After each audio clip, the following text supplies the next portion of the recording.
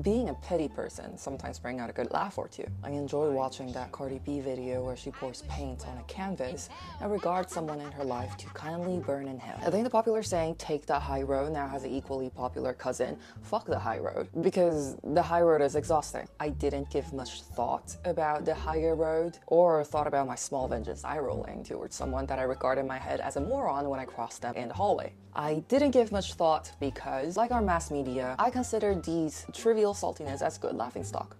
I encountered a couple of really annoying people in my life. They are unnecessarily rude, unnecessarily disrespectful, very exploitative. But the worst part is that some of them are well aware of what they are doing, they just don't care. And the cherry on top is that I have to interact with them because I have an obligation to. So I had a visceral reaction. I began reacting to them the same way that they did to me. If you want to be an asshole to me, I'll be an even bigger asshole to you. And you know what I realized? I didn't feel better. I felt worse. You've done enough healing. Choose violence. Make it cinematic. You don't need to be grounded. You're not a fucking tree. Okay, please don't get me wrong. I was genuinely quite surprised by the fact that I felt bad. And I was surprised exactly because, for the most part, I am someone who believes occasional pettiness to be a funny thing. I never labeled being petty or taking vengeance as a particularly negative matter. Quite enjoy watching memes of them. Pettiness has the definition undue concern with trivial matters, especially of a small-minded or spiteful nature. And that's exactly what it is. Trivial matters. We have global warming, economic crises, and severe social issues at stake. But you know what?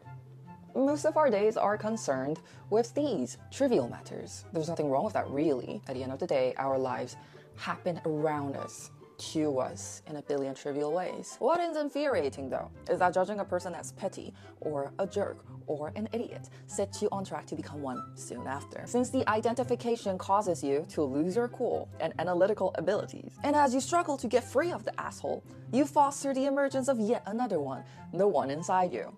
Because for the most part, there's no such thing as a petty person. There are only people who exhibit petty behavior. We keep that in mind as we embark on the rest of the investigation, and I fully acknowledge that there's a bit of asshole in all of us. But I should establish, at this point, in incredibly generalized terms, the demographic that I have in mind when I say an idiot or a jerk or the people that I want to take the low road with inside this video. So, 1. That jerk that kicks his pet dog or cat. 2. The person who frequently points out flaws and complains about everything. Yes, I understand this is, for the most part, a projection on our own insecurities. And so let me add another antecedent. The person who frequently points out flaws and complains about everything, and they do not want to or feel the need to reflect on their behavior. In fact, they have complete lack of empathy and truly believes that there's nothing wrong with them and everything wrong with everyone else. Which is similar to the next one, is the person who always playing the victim. The person who believes the act of abuse is a display of their authority. Pathological liars, pathological quitters, pathological narcissists. And very often, those embodying multiple or even all of the above in one singular human being. So, before we move forward, we agree in a general sense. It's both humane and healthy, I think, to give people the benefit of the doubt because we're all human. But we also agree that some people are really annoying. When someone consistently shows me who they are by insulting me, trolling me, or being rude or nasty towards me, there are days where my first instinct is observe and identify their weaknesses and insecurities. Think about all the ways that I can make them feel just as bad as they made me feel. Revenge. Clap back and carry on with my day. And what resorted me into that small voice in my head saying, treat them the same way they treat you because they deserve it, is because at some point in our lives, we all feel that sense of betrayal when you took the high road and it didn't work. Like that time at a dinner table where you steered the conversation towards the truth and you explain that you respect the other's opinion, but instead of a peaceful discussion, someone just has to bring you down. We choose to forgive and be kind to the person who lied to us, only to find that they have been bad-mouthing us behind our backs this entire time and make jokes about the exact fact that we took the high road. What a moron, they say about us. And it hurts. Hurt people hurt people. With the occasional exception of people who genuinely feel the sense of happiness by bringing about pain to the rest of the human population, rare exception. What most of us want, I hope, is not to hurt people when we act petty or when we treat a nasty person the same way that they treat us. What we want is justice. Justice as fairness. Okay, so the whole deep dive that I went into is because I said I felt bad after treating someone the same way that they treated me. And the problem I have now is that technically to treat someone the same way that they treat me, in my head, theoretically, I do consider it to be justice as fairness. But this is not good enough, because even though I understand it logically, I want to figure out why I felt worse. Not because I can't take, well, treating people nicely is our innate human nature as an argument at face value. It's more, I think there's more to it, so I dug a little deeper. Surprisingly, what I found is that it's no secret that human beings are prone to vengeance. A study published by Social Cognitive and Affective Neuroscience in 2019 found that simply thinking about retaliatory aggression activates our brain's reward centers, aka the dopamine centers. Retaliatory aggression can be useful. Some believe altruistic punishment is a way to keep societies working smoothly. You're willing to sacrifice your well-being, aka feel bad after your retaliatory aggression or passive aggression, so you keep people in check without reliable resources of the law. Then, of course, we want to take matters into our own hands. Vengeance, by the way, is too broad a topic. It's impossible to generalize all cases, so please bear in mind that let's just forget the big ones. Now we're focusing on the trivial matters, focusing on the everyday life small things. No murders, no corporational cheats, or international massive ordeals. Just think of your bully classmates, your narcissistic parents, and hypocritical coworkers. A 2009 social experiment conducted at Harvard and University of Virginia gathered groups of people to play a financial game. And each group studied someone who was placed there to cheat, and to cheat so obviously that everyone else will notice. The scientists found that when the other participants were given a no-fault chance at revenge, everyone took it. Virtually everyone was angry over what happened to them. It's our animalistic pride that wants us to be seen and perceived as being right. One note of the social experiment said that it's much easier to reply with a petty action to balance the scales than it is to engage in a dialogue and find common ground. And that's the first thing I noticed. My struggle with pettiness, why I chose the low road, is why?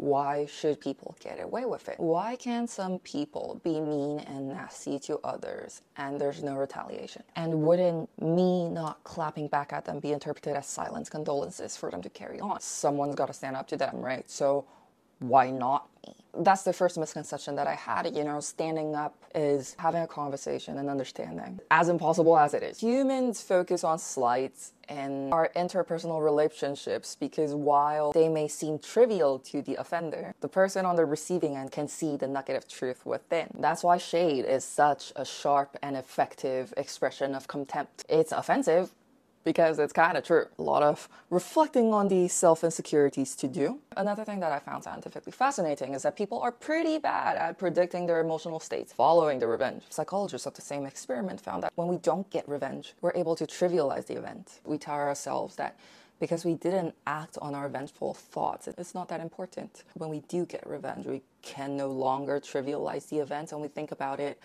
a lot. I think the moment you realize a mean person is a mean person, and again, you've attempted, you've given them the benefit of the doubt, you have considered whether they have a rough day at school, at work, or they just woke up on the wrong side of the bed, and you realize that that's not the case. You're faced with a decision, an eye for an eye, or take the high road. The temporary high you feel with an eye for an eye, I think doesn't last very long.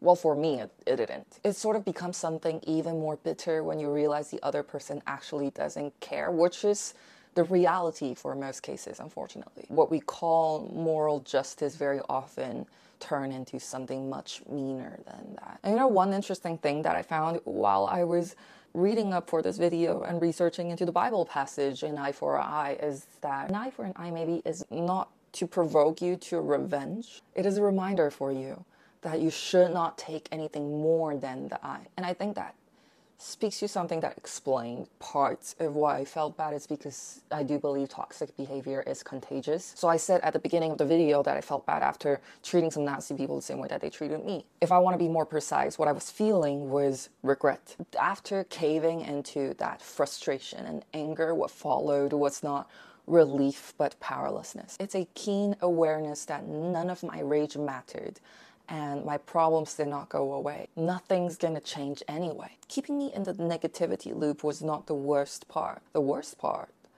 is that I started to question my character, because when you deem someone's standards of behavior as low, to copy them really doesn't do a lot to your self-worth. Yet, this is not the part where I urge you to be kind and take the high road. Even though I do advocate for mercy and kindness, I don't think I'm the right person to make another moral saint-like argument. I don't think, I'm not qualified to do that. This is just a record of my own thinking, really. After doing this video, reflecting on my insecurities and reflecting on retaliatory passive aggression and the emotional side of things, I have chosen to stop being petty. I have changed my behavior, and I must say I feel better. Even though I feel better, don't get me wrong, I am still pissed at a lot of annoying people. My blood still boils occasionally when I hear their voice or see their faces. If I really think about it, about 90% of the people that I used to think is annoying and that in my life in the past, I've never seen again. The question is whether